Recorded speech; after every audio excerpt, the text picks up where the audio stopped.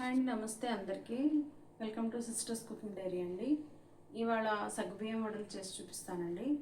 సగ్గుబియ్యం ఈ ఎండాకాలంలో చలవ చేస్తుంది, అలాగే పిల్లలకి తినడానికి కూడా స్నాక్స్గా కానీ మార్నింగ్ టిఫిన్లో కూడా చేసుకోవచ్చండి. చాలా ఈజీగానే అయిపోతుందండి ప్రిపరేషన్ చేసి పెట్టుకుంటే. అది ఎలాగో చూద్దామండి. ఫస్ట్ ఈ కప్పుతో నేను ఒక నిండుగా సగ్గుబియ్యం నానపెట్టి 6-7 గంటలు నానపెట్టానండి. నేను ముందే నానపెట్టి పెట్టాను. ఇలాగా డ్రైగా చేసుకోవాలండి. ఇది డ్రైగా పెట్టుకోవాలి. నానిన తర్వాత 6-7 గంటలు మనం చేసుకునే ముందు మొత్తం ఇలాగా వడకట్టి పెట్టుకోవాలండి. ఒక స్ట్రైనర్లో ముందు వీటిని వేసుకుందామండి.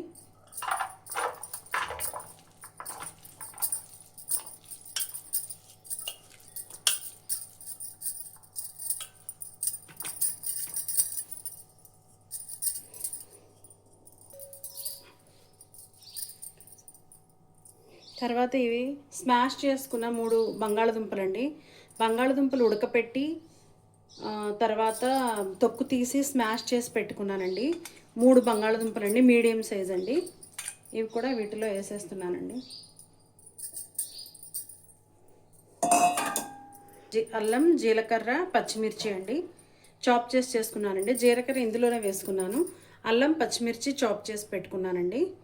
ఒక 4 పచ్చిమిర్చి, ఒక 2 ఇంచు అల్లం అండి, 2 ఇంచు అల్లము, 4 పచ్చిమిర్చి, తర్వాత జీరా అండి. ఈ మొత్తం కలిపి ఇందులో వేసుకుందాము. అలాగే ఒక గుప్పెడు పల్లీలండి, పల్లీలు వేయించి పీల్ చేసి లైట్గా బరకగా గ్రైండ్ చేసి పెట్టుకున్నానండి. ఇవి కూడా ఇందులో వేసుకుంటున్నానండి. ఒక గుప్పెడండి ఈ పల్లీలు వేయించి పీల్ తీసి ఇలాగా కాస్త పొడి పొడిగా చేసి పెట్టుకోవాలండి. ఆ తర్వాత కొత్తిమీర అండి, కొత్తిమీర సరిపడా వేసుకోండి, ఎంత కావాలంటే అంత. ఇప్పుడు ఒక నిమ్మకాయ కూడానండి.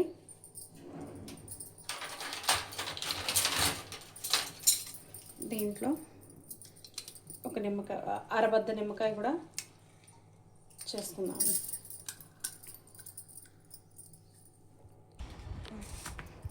ఇవన్నీ ఇప్పుడు కలుపుకోవాలండి మనం బాగా.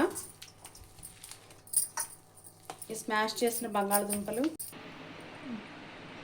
ఇందులోనే సరిపడినంత సాల్ట్ కూడా వేసుకోవాలండి. కాస్త తక్కువ వేసుకుంటే బాగుంటుందండి, ఎక్కువ అయితే బాగోదు. ఇందులో చాలండి, అంత ఒక స్పూన్ వేసానండి. ఇప్పుడు ఇలా కలిపి పెట్టుకోవాలండి. కలిపి పెట్టుకుని దీన్ని ఎలా వడలుగా వేసుకుంటారో చూపిస్తానండి. ఇప్పుడు చేతిలో కాస్త నూనె పోసుకొని మొత్తం ఇలా రాసుకోవాలండి. 2 చేతులకి ఇలాగా నూనె రాసుకొని మనం ఒక చిన్న ముద్దలాగా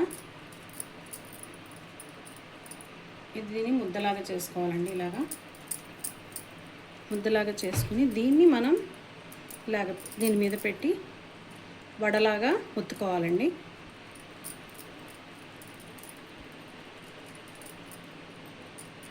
చక్కగా రౌండ్గా నీట్గా ఒత్తుకొని పెట్టుకోవాలండి.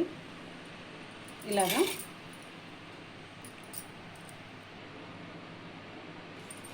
ఇప్పుడు ఇలా వడల్లాగా చేసి పెట్టుకోవాలండి.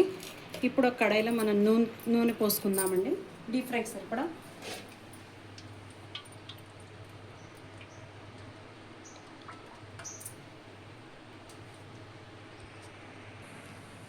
నూనె కాగిపోయిందండి.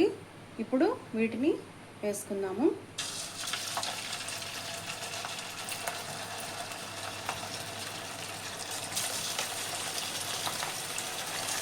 వీటిని వేసుకున్న తర్వాత వెంటనే తిప్పకూడదండి. కాస్త అయిపోయినాయండి, వేగిపోయినాయి బాగా. చక్కగా ఇలా ఎర్రగా రావాలండి. హై ఫ్లేమ్లో వేపుకోవాలి. ఇప్పుడు వీటిని గార్నిష్ చేసుకుందామండి. వీటిని గ్రీన్ చట్నీతో తింటే బాగుంటుందండి. గ్రీన్ చట్నీతో చాలా బాగుంటాయి. అంతే, అయిపోయిందండి. ఇలాగ చేసుకోవటమే. మీరు కూడా ట్రై చేసి కామెంట్ సెక్షన్లో చెప్పండి ఎలా ఉన్నాయో నాకు. ఫ్రెండ్స్, ఓకేనండి. సబ్స్క్రైబ్ చేయండి ఫ్రెండ్స్. చూస్తున్నారు కానీ సబ్స్క్రైబ్ చేయట్లేదు. సబ్స్క్రైబ్ చేయండి, లైక్ చేయండి, షేర్ చేయండి ప్లీజ్. Okay, bye friends.